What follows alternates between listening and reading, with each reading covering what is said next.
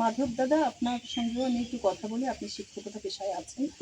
আপনি এই খেলা বিষয়ে কিছু একটা বলেন যে আসলে আমাদের আগামী প্রজন্মের জন্য এই যে খেলাগুলো আসলে দরকার কিনা, যে এই খেলাগুলো মানসিক বিকাশ কিংবা শারীরিক বিকাশ, শারীরিক চর্চার জন্য এই খেলাগুলো প্রয়োজন।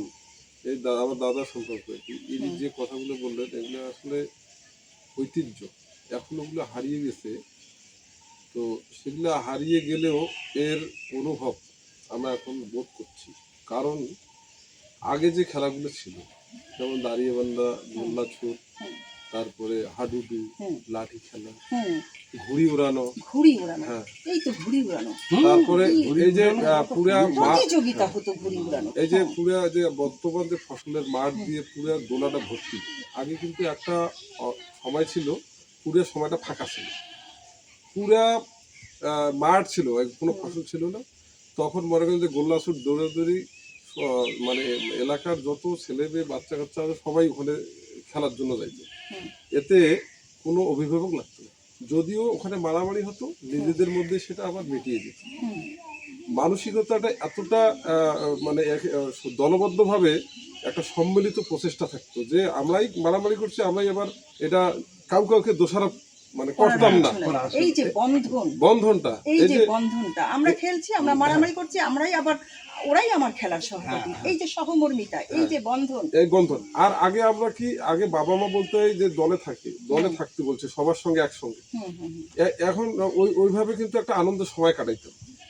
এখন দেখেন কি হচ্ছে, এগুলো না থাকার ফলে এই যে মোবাইলের যে একটা প্রবণতা, এই মোবাইল দেখে কিন্তু একঘেয়েমি স্বভাব। আর বাবা মাও কিন্তু অন্য ছেলেদের সঙ্গে মিশতে দিচ্ছে না, ভাবছে যে আমার ছেলেটাই ভালো, অন্যদের সঙ্গে মিশলে খারাপ হবে। এই যে একাকিত্ব নিজেদেরকে আমরা তৈরি করছি, এটা আমাদের যে প্রকৃতি মানে স্রষ্টার যে উনি যা চেয়েছেন যে মানুষ সৃষ্টির সেরা জীব হিসেবে, যে এই সৃষ্টিকে রক্ষা এবং ভালোবাসা, মানব প্রেম সবার মধ্যে যে সৃষ্টির মধ্যে ছড়িয়ে দিবে, এটা থেকে আমরা নিজেদেরকে নিজেরাই বিরত করছি।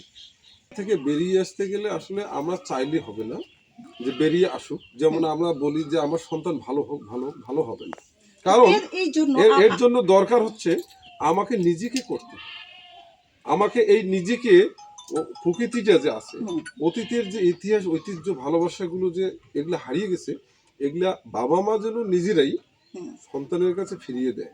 এবং এই সকল বাবা মা যখন এই জিনিসটা উপলব্ধিতে নিয়ে আসবে, তখন কিন্তু আবারও সম্ভব হবে যে আমরা কি করে এই প্রকৃতির সঙ্গে স্রষ্টার যে চাওয়া, তার সঙ্গে আমরা তাল মিলিয়ে কিন্তু একটা সুন্দর মানব সমাজ এবং সারা সুন্দর একটা বিশ্ব আমরা কিন্তু করতে পারি।